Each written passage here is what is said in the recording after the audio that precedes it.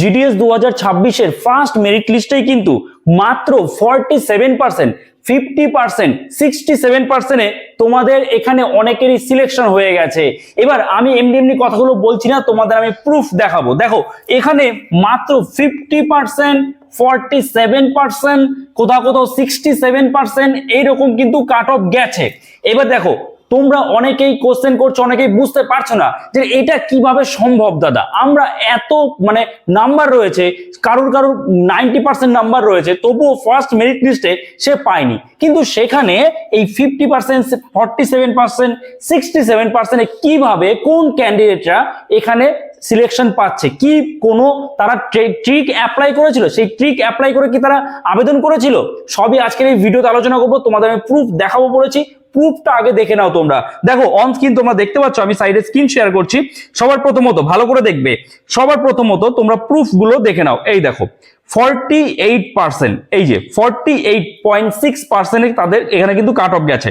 আচ্ছা আরো তোমাদের দেখাই, আরো এখানে রয়েছে দেখো 67%, 67%, এত কম কাট অফ গেছে। আচ্ছা তারপর আরো তোমাদের দেখাচ্ছি, দেখো তারপরে দেখো রয়েছে এখানে দেখো রয়েছে 86%, 86%, তারপরে 87%, এত কম কাট অফ। আর এই কম পার্সেন্টেজে কিন্তু এখানে তাদের নাম চলে এসেছে ফার্স্ট মেরিট লিস্টেই। তারপরে তোমরা আরো দেখো 47%, মাত্র 47%, ভাবা যায়।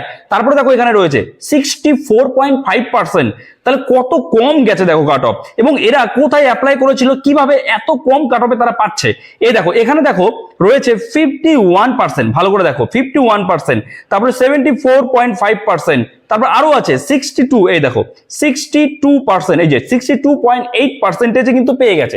এরকম জুড়ি উদাহরণ আছে। তাহলে তারা কি কোনো রকম স্ট্র্যাটেজি অ্যাপ্লাই করে তারা অ্যাপ্লাই করেছিল? স্ট্র্যাটেজি কিভাবে অ্যাপ্লাই করতে হয়, তারা কোনো ট্রিক খাটিয়েছিল?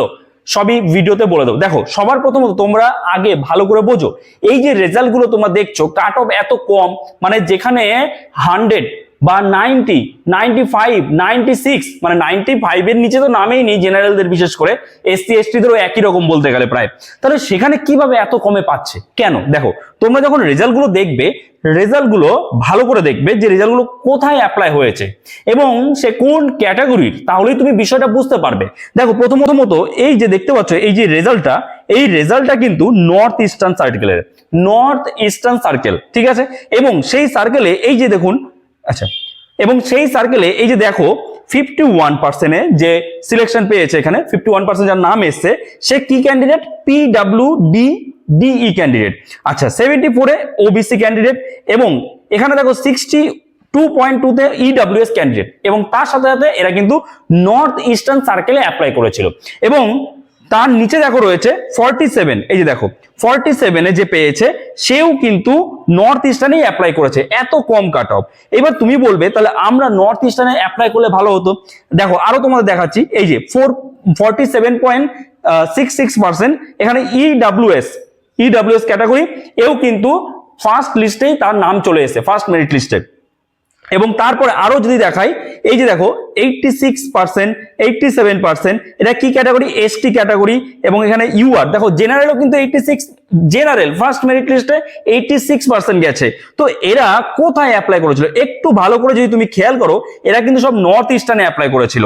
আচ্ছা তারপরে দেখো এখানে রয়েছে 67%, আমি তোমাদের একটু বড় জুম করে দেখাই, 67%, এই যে 67-এ যে পেয়েছে সে কোথায় অ্যাপ্লাই করেছিল?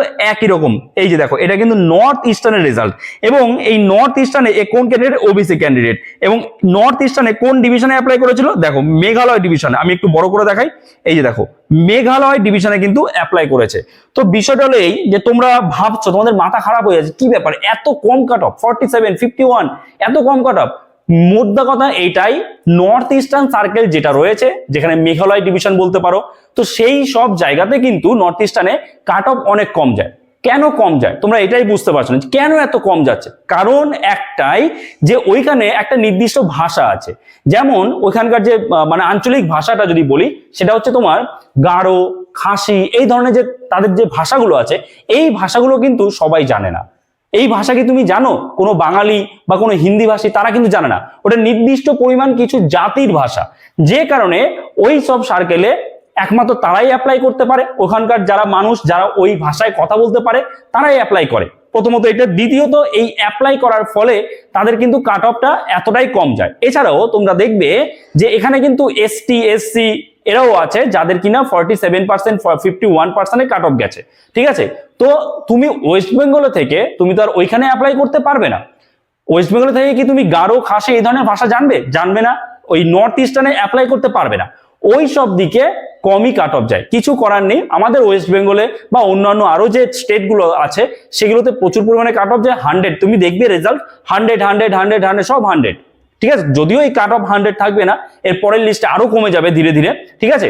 তো প্রথমত তোমরা যারা ভাবছো যে এটা কি করে সম্ভব, আর এটা নিয়ে ভাবার দরকার নেই। যখনই দেখবে তোমরা এত কম কাট অফ, তুমি দেখবে সে কোন ক্যাটাগরি থেকে বিলং করছে, মানে এসসি এসটি ইডব্লিউএসপি পিডব্লিউডি কোন ক্যাটাগরি থেকে বিলং করছে, এবং তার সাথে সাথে সে কোন ডিভিশনে অ্যাপ্লাই করেছিল, কোন সার্কেলে অ্যাপ্লাই করেছিল, ঠিক আছে। আশা করি বুঝতে পেরেছো। তো এখন কথাটা হচ্ছে এই যে তোমাদের যে কাট অফ গুলো রয়েছে, ঠিক আছে, আশা করি তোমরা বুঝতে পেরেছো। অনেকেই কমেন্টস করছে, যে কারণে এর উপর একটা ডিটেলস ভিডিও বানিয়ে দিলাম। এবার সেকেন্ড লিস্ট, থার্ড লিস্টে কত কি কাট অফ আসতে পারে, এর আগে কত কাট অফ ছিল, যদি তোমরা ডিটেলস ভিডিও চাও এর উপরে, আমি অবশ্যই এর উপর একটা ডিটেলস ভিডিও বানিয়ে দেবো। ওকে, সো এই ভিডিওটা এখানেই শেষ করছি। যদি এই ভিডিওটা তোমার জন্য হেল্পফুল হয়ে থাকে অবশ্যই একটা লাইক করে দিও। চ্যানেলে নতুন হয়ে থাকলে চ্যানেলটাকে সাবস্ক্রাইব করে আমাদের পাশে থাকো। তো চলো দেখা হচ্ছে নতুন কোনো ভিডিওতে, সবাই ভালো থেকো।